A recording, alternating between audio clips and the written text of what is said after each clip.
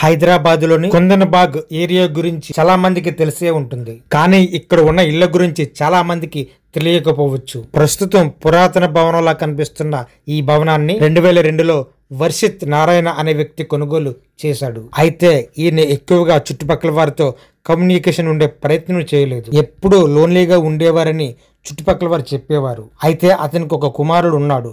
అతను అమెరికాలో ఉండేవాడు. ఒకరోజు అనుకోకుండా వర్షిత్ నారాయణ మరణించాడు. విషయం తెలియగానే అమెరికాలో ఉండే అతని కుమారుడు వచ్చి అన్ని కార్యక్రమాలు పూర్తి చేసిన తర్వాత ఆ బంగ్లాను ఒక ఫ్యామిలీకి అద్దెకిచ్చాడు. ఆ ఫ్యామిలీలో భార్య భర్తలతో పాటు 3 అమ్మాయిలు ఉండేవారు. అయితే వీరు కూడా చుట్టుపక్కల వారితో ఎక్కువగా కమ్యూనికేషన్ చేసేవారు కాదు. అయితే ఒకరోజు ఒక వ్యక్తి ఈ భవనంలోకి దొంగతనానికి వచ్చాడు. ఆ వ్యక్తి లోపలికి రాగానే 3 అమ్మాయిల మృతదేహాలు వరుసగా కింద పడి ఉన్నాయి. వెంటనే షాక్ కు గురైన ఆ వ్యక్తి పోలీస్ స్టేషన్కి వెళ్లి విషయం చెప్పాడు. పోలీసులు ముందుగా అతనిని అరెస్ట్ చేసి ఇంట్రాగేషన్ కోసం ఆ భవనంలోకి వచ్చారు. అయితే ఆ భవనంలో పడి ఉన్న మృతదేహాలు ఉన్న స్థితిని చూసి 6 నెలల క్రితమే వారు చనిపోయినట్లుగా నిర్ధారణకు వచ్చారు. అసలు ఏం జరిగిందని తెలుసుకోవడానికి పోలీసులు ఆ మృతదేహాలను పోస్ట్ మార్టం పంపించగా ఆ కుటుంబంలో వాళ్ళు కొన్ని కారణాల వల్ల ఫినాయిల్ తాగి మరణించినట్లు తెలుసుకున్నారు. ఆ తర్వాత మహమ్మద్ సజన్ అనే దొంగను విడిచిపెట్టారు. ఆ తర్వాత కుందన్బాగ్ బిల్డింగ్ లో జరిగిన ఘటన మిస్టరీగా మిగిలిపోయింది. అక్కడ రాత్రులు దెయ్యాలు తిరుగుతున్నట్లుగా విస్తృతంగా ప్రచారం జరిగింది. ఇప్పటికీ స్థానికులు అదే నమ్ముతున్నారు.